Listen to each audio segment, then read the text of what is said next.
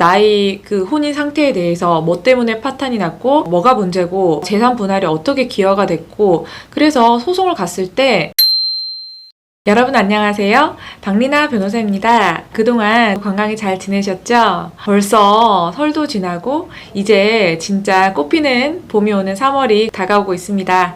오늘은 새해에 꽃피는 봄을 맞아 셀프 이혼 소송하는 법에 대해서 한번 설명을 드릴게요. 제가 유튜브를 하다 보니까 전국에서 이 이혼에 대해서 고민이 있으신 분들을 많이 상담을 하게 돼요. 상담을 하다 보면 또 변호사 수임료까지 얘기를 안 할 수가 없는데요. 사실 저희가 소송을 2년, 3년씩까지도 하다 보니 변호사 선임비가 적지만은 않아요. 계속 재판을 나가고 서면도 쓰고 의뢰인과 계속 밀착해서 전화통화를 하다 보니 변호사의 인건비가 들기 때문인데요. 그래서 변호사의 착수금 또는 성공보수금에 대해서 이제 고민이 많으셔서 혼자서 소송을 하면 어떨까 하시는 분이 많을 것 같아요. 그래서 제가 오늘은 셀프로 소송하는 법을 설명을 드리려고 합니다. 이혼 소송은 본인이 제일 잘 알잖아요.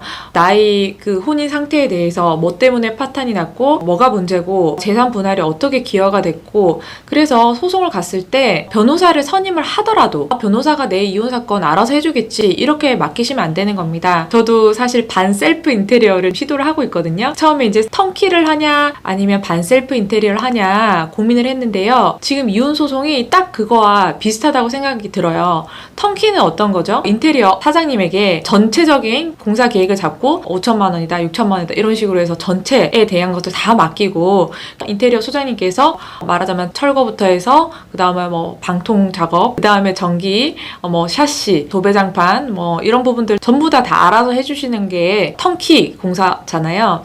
그런데 반셀프는 어떻습니까? 직접 철거업자를 수배해야 되고 도배업자 또 바닥 이런 걸 전부 다 정해야 하는 거잖아요. 턴키도 본인이 어떤 걸 좋아하는지 이렇게 했으면 좋겠다, 이런 디자인이 좋겠다 이런 거를 전부 다 얘기를 해줘야 되는 거거든요. 턴키도요. 그래서 제가 반셀프를 선택한 이유도 결국에는 내가 다 정해야 되는 부분이겠다 라고 생각을 했던 것이거든요. 근데 제가 이 작업을 진행을 하면서 생각을 한 것이 이혼 소송도 똑같구나 라는 것입니다.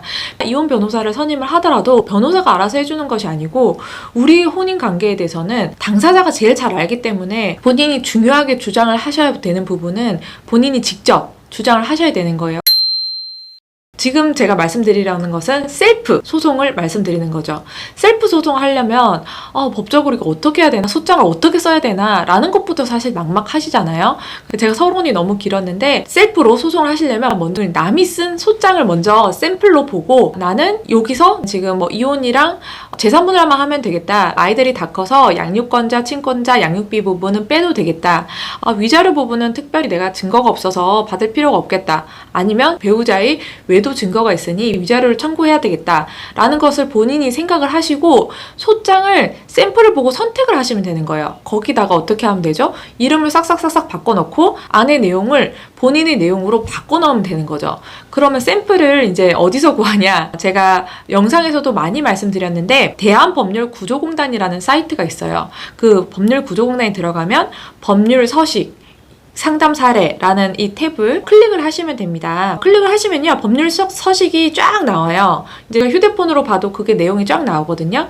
그러면 검색에 우리는 지금 이혼을 할 거니까 이혼 소장을 상대방한테 직접 보낼 거잖아요. 그럼 이혼이라고 검색을 합니다. 검색을 하면 쭉 목록이 나와요. 이혼 청구의소, 이혼 무효 확인의소, 이혼 청구의소 괄호 열고 유기, 이혼 청구의소 직계 존속에 대한 부당한 대우, 옆에 이혼 사유에 대한 부분까지 그 샘플에 대해서 이제 제목이 쫙 나와 있어요. 바로 옆에 보면 다운로드를 누르시면 그 샘플을 내가 직접 다운받아가지고 이름을 바꾸실 수 있도록 해놨습니다.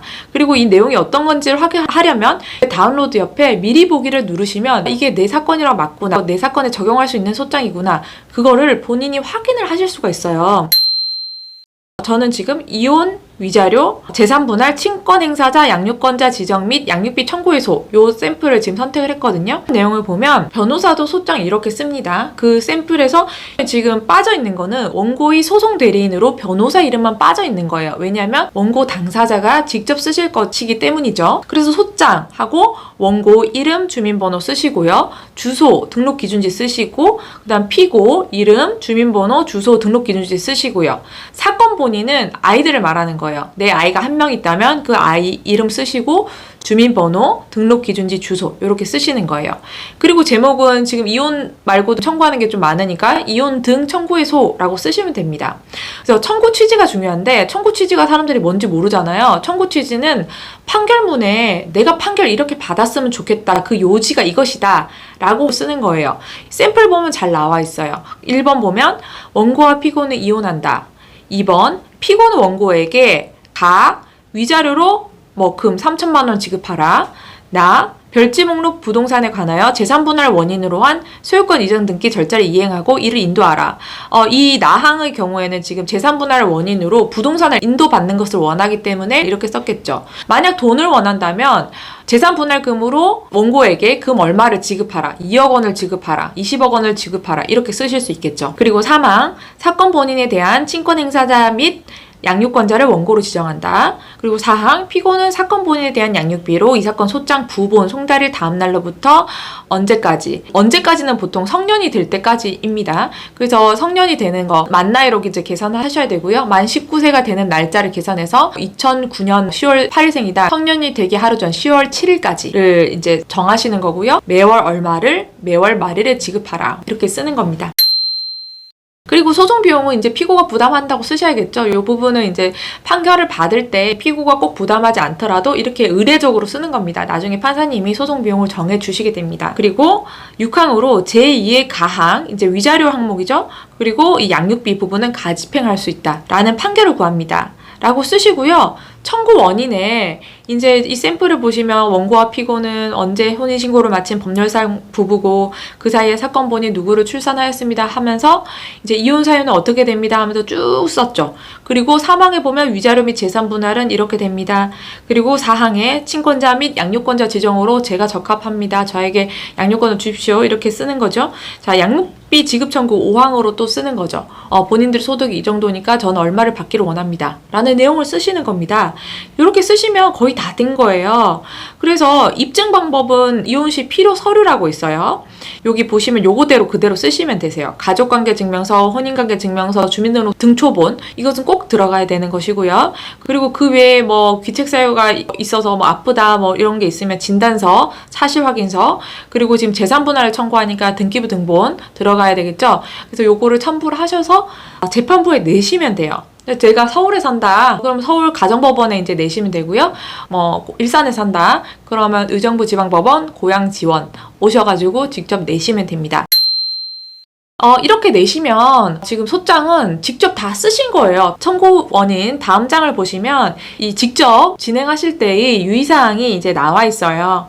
제출 부수는 소장 원본 및 부본 각 한 부씩. 그러니까 소장이랑 부본 총 2부를 이제 내시라는 거예요. 법원에 2부를 준비를 해서 가셔야 되고요. 그리고 비용은 법원에 가시면은 그 민원실에서 다 안내를 해줍니다. 인지액 그리고 상대방한테 송달시킬 송달료 이런 걸 안내받아서 진행을 하시면 되고요. 이혼 사유라고 해서 1호부터 6호까지 있어요. 이건 법에 정해져 있는 거거든요. 민법에요. 그 부분을 지금 요 안내문에서도 1항부터 6항까지 이런 이혼 사유가 있으니까 이 이혼 사유에 맞춰서 소장을 쓰시라 라고 하면서 여기 안내가 되어 있는 것입니다.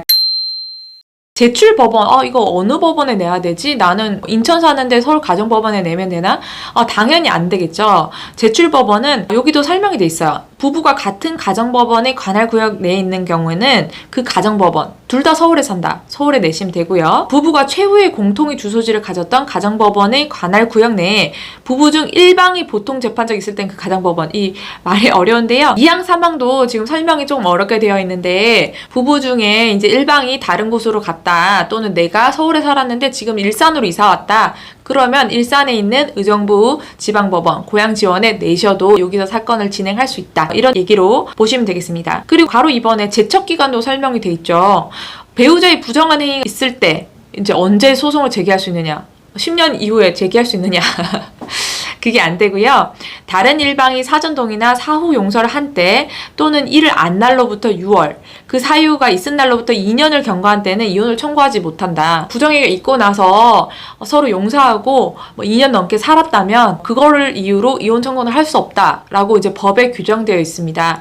참고를 하시고요. 그리고 기타 혼인을 계속하기 어려운 중대한 사유가 있을 때, 이것도 안 날로부터 6월, 그 사유가 있은 날로부터 2년을 경과하면 청구하지 못하도록 이렇게 제척 기간이 정해져 있습니다. 이것도 말이 조금 어렵지만 사유가 소멸되기 전에 그 사유가 지속되고 있을 때 소송을 제기해라. 말하자면 뭐 3년 전에 내가 폭행을 당했는데 지금 그 폭행을 이유로 소송을 제기 가능하냐? 안 된다는 것이에요. 그래서 이런 제척 기간까지 참고를 하셔서 소송을 제기를 하시면 되겠습니다. 제가 좀 쉽게 설명드린다고 설명을 드렸는데 좀 어려우셨을 수도 있을 것 같아요. 그래서 여기 법률구조공단의 법률 서식에 여러 가지 양식이 있으니까 그 양식을 참고하셔서 이혼 소송을 직접 제기를 하시면 될 것 같습니다. 너무 어려워하지 마시고 중간에 법률적으로 어려운 용어가 나온다. 그러면 박리나 변호사에게 전화해서 법률 용어라든지 좀 진행 상황에 대해서 자문을 받으면 되잖아요. 그래서 자문을 받아 진행하시고 소송 자체는 직접 진행을 하셔도 무방할 것 같습니다. 그러면 오늘 영상은 여기까지고요. 저는 다음 영상에서 또 뵙도록 할게요. 감사합니다.